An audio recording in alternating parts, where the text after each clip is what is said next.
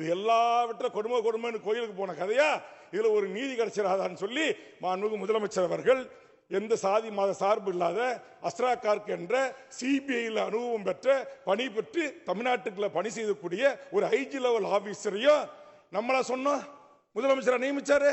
சென்னை உயர்நீதிமன்றம் நியமிச்சது.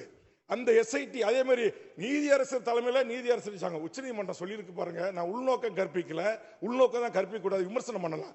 தமிழர்களே ஐபிஎஸ் 2 பேர்ல இருக்கக்கூடாதுன்னு சொல்வது எந்த விதத்தில் நியாயம்? நம்பர் 1, தமிழ்நாட்டில் இருக்கிற 450க்கும் மேற்பட்ட நாட்டுடைய ஐபிஎஸ் அதிகாரிகளை அவமானப்படுத்துகிற அவருடைய நேர்மையை அவருடைய உழைப்பையை கொச்சைப்படுத்துகிற ஒரு செயலாகத்தான் அதை நான் பார்க்கிறேன். அதோடு மட்டுமல்ல, அருணா ஜெகதீசன் ஆணையம் என்பது ஜுடிஷியல் ஆணையம். அது எதிர்வரும் காலகட்டத்தில் இது போன்ற சம்பவங்கள் நடக்காத வண்ணம் சஜஷன் ஆலோசனைகள் அறிவுரைகளை அரசுக்கு வகுத்து கொடுப்பதற்கு அமைக்கப்பட்ட ஒரு பொறிமுறை அது.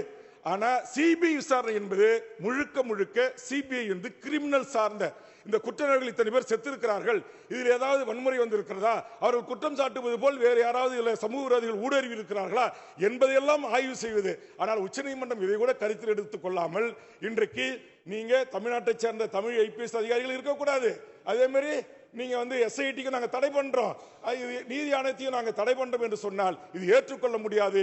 இந்த 7 கோடி மக்களால் தேர்ந்தெடுக்கப்படுகின்ற இந்த சட்டமன்றம் கூடி நம்முடைய மாண்புமிகு முதலமைச்சரையும் இந்த அமைச்சரையும் தேர்ந்தெடுத்திருக்கிறது. ஆக அப்படி முதலமைச்சர் அவர்களாலும் தமிழ்நாடு அரசுகளாலும் இன்றைக்கு அமைக்கப்பட்ட அந்த சிறப்பு புலனாய்வு பிரிவு இல்ல. நான் சொல்றது நம்முடைய அருணா ஜெகதீசன் என்கிற அதிலும் முதலமைச்சர் எவ்வளவு கரெக்டா கூர்ந்து கவனித்து நியமிச்சிருக்காரு.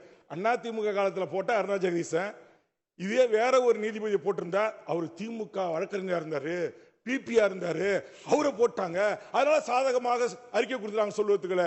இதே மாதிரி ஒரு இறப்பு தூத்துக்குடியில் அங்க இறந்த போது நான் தொலைக்காட்சியில் தான் பார்த்து தெரிந்து கொண்டேன் என்று சொன்ன நம்முடைய முன்னாள் முதலமைச்சர் எடப்பாடியார் அவர்கள், ஆனா நம்ம முதலமைச்சர் அப்படி சொல்லல, உடனடியாக அதுக்கு நியமிச்ச அதே அம்மையாரை நியமிச்சு நீங்க இப்படி அவர் மேல நம்பிக்கை வச்சீங்களோ அதே நம்பிக்கை நானும் அவங்க மேல வைக்கிறேன், நீங்க போய் விசாரிச்சுட்டு வாங்கன்னு சொன்னாங்க. மறுநாள் போனாங்க, விசாரணை தொடர்ந்திருக்கு. ஆனா உச்சநீதிமன்றம் அதையும் தடை செய்திருக்கிறது. இது முழுக்க சட்டத்திற்கு விரோதமான ஒரு உச்சநீதிமன்றத்துடைய தீர்ப்பு.